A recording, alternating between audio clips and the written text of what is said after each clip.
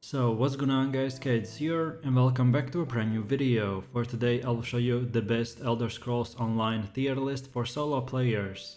So this game in general has a bunch of fun classes to play and we have very unique variety to choose from. But the big question is, which classes are actually good for the specific activities that you want to do. So I've done a bunch of testing and here are the results. If this sounds interesting to you, then let's get right into it. So then moving over to the first S tier class, and it is the Sorcerer. Sorcerers make great magic and strong stamina damage dealers. They can deal shock damage and have the ability to summon pets to do their bidding. Sorcerers can play with or without pets, and in general are easy to learn. When using their pets, the magic sorcerer can be very beginner friendly, and I would say that he is one of the easiest classes to start with. Magic sorcerers are great for solo PvE gameplay as well. But then stamina sorcerers are slightly more difficult to master and rely too much on weapon abilities, but they can be very strong as well. They are powerful as DPS characters and very good in support roles, so a tank or a healer, thanks to the Vibrant Shroud and the Yajic refugee skills. The only drawback for the sorcerer class has it that it relies a lot on its shields to survive harder content. This affects magic sorcerers more and of course depends on your level of expertise. So then overall, the sorcerer's pros are that he is beginner friendly, you can summon pets permanently to help you in combat. Then as well we have strong shock AoE damage. This class in endgame has strong damage potential in both PvE and PvP. This class as well is powerful for solo players. And then finally, he can be even good in support roles. And then for cons, I only have one, which is that Sorcerer will need shields to survive harder content, so he's a bit more squishier than the other classes. So then for the second class we have the Nightblade, which we will put right in the S tier.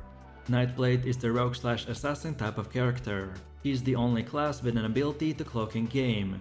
Nightblades make great magic and stamina damage dealers, as well as decent tanks and healers, although he is one of the hardest classes to learn and the least beginner friendly. But with that said, playing a Nightblade can be very rewarding for experienced players.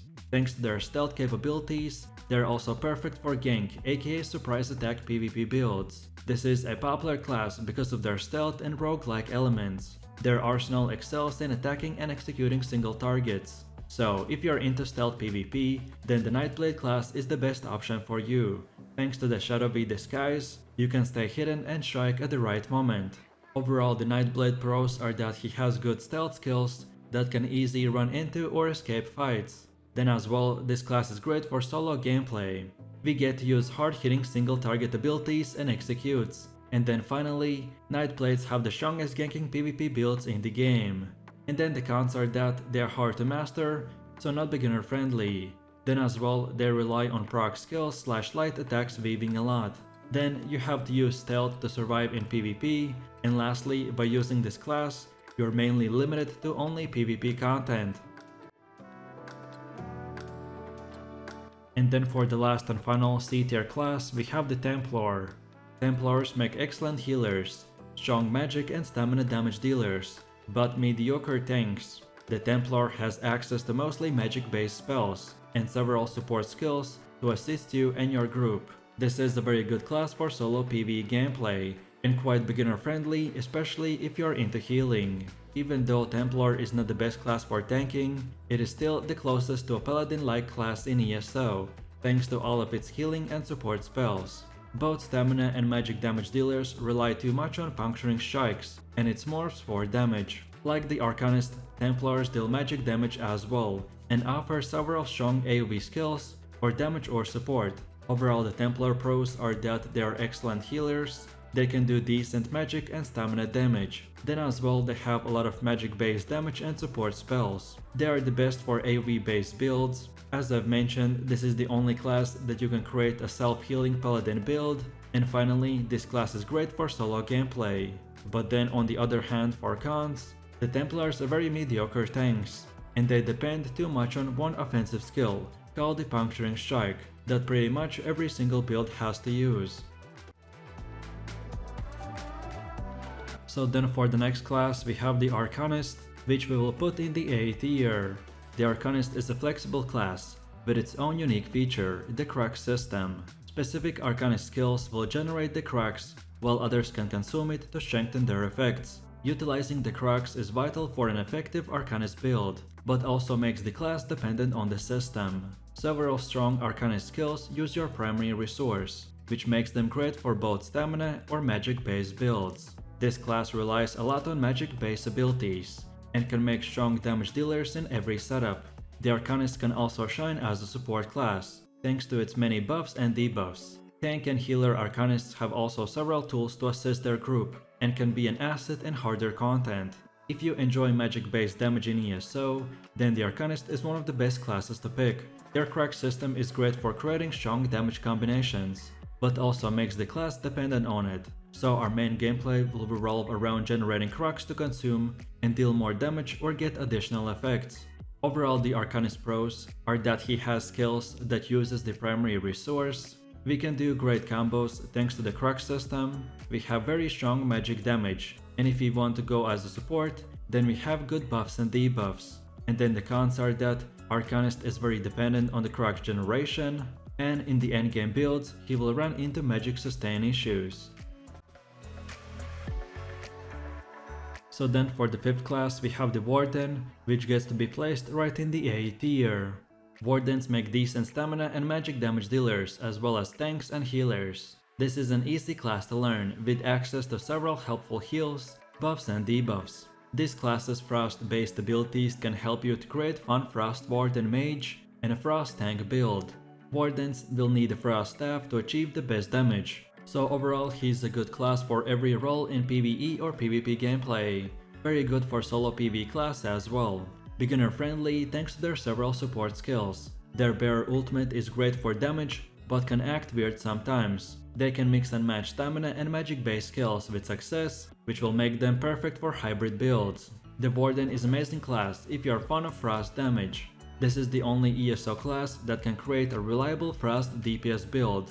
The Warden class major drawbacks are that their bearer ultimate and the need of Frost Staff to deal their best damage. The bearer ultimate is strong but requires 2 slots to work, and he doesn't have any other reliable alternatives to use. So overall, the Warden's pros are that they are excellent healers, great tanks and good damage dealers. Then as well you can create a Frost Mage or Frost Tank builds. This class is very strong in both PvE and PvP. He is as well easy to learn with access to really good buffs and debuffs. And then finally, the Magic Warden is great for crowd control in group PvP. And then for cons, they will rely too much on the bearer ultimate for good damage in PvE, and they have to use a Frost Staff to deal good damage, so your choice of weapons are quite limited.